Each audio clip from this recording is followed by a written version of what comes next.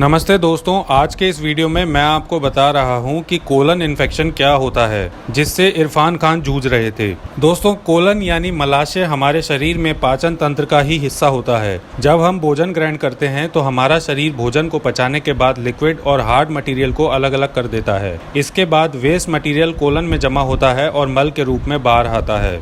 ये होता है दोस्तों कोलन इन्फेक्शन। कोलन इन्फेक्शन से पीड़ित मरीज को पेट में मरोड़ के साथ दर्द की शिकायत होती है। इसके साथ ही बुखार आना या दस्त लगना भी इसके सामान्य लक्षण हैं।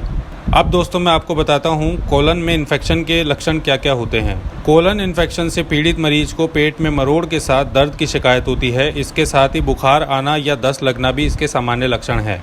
इस बीमारी में दस्त के साथ खून भी आता है। इसके अलावा मरीज का तेजी से वजन भी गिरने लगता है। दरअसल कोलन इन्फेक्शन में बड़ी आंत की सतह पर मौजूद कोशिकाएं डेड होने लगती हैं, जो कि अल्सर का कारण बनती हैं।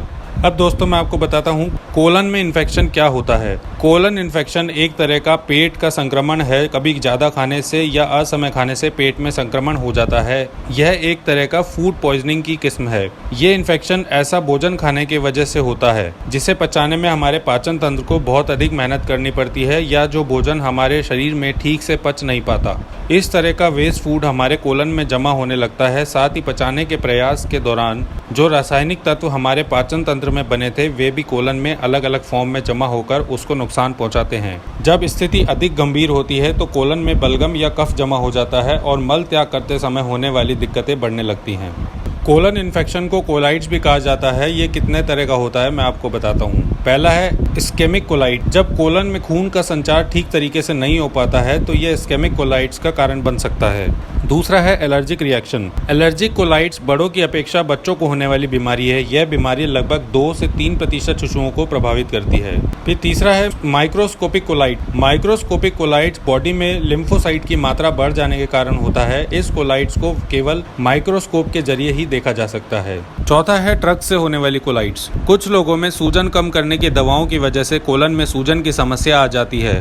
NSAID ड्रग्स की वजह से ऐसा होता है। ऐसे लोग जिन्होंने लंबे समय तक NSAID ड्रग का इस्तेमाल किया है उन्हें इस कोलाइट्स का खतरा रहता है। अब दोस्तों मैं आपको बताता हूँ कि आप कोलन को कैसे साफ रख सकते हैं। कोलन को साफ रखने के लिए सबसे पहले जरूरी है कि आप पर्याप्त मात्रा में पानी पिएं। पेय पदार्थों का ज़्यादा से ज़्यादा सेवन करें। इससे कोलन को साफ करने और पाचन को दुरुस्त रखने में मदद मिलती है। फाइबर युक्त भोजन लें। कोलन की सफाई के लिए जरूरी है कि आप अपनी डाइट में फाइबर युक्त भोजन को जरूर शामिल करें। इससे शरीर में मौजूद वेस्ट को मल के रूप में निकालने में आसानी होती है। इससे कोलन की नियमित सफाई होती रहती है। खिचड़ी का सेवन कोलन की सफाई के लिए काफ़ी लाभदायक होता है। ये पाचन तंत्र के लिए बहुत अधिक लाभकारी होता है।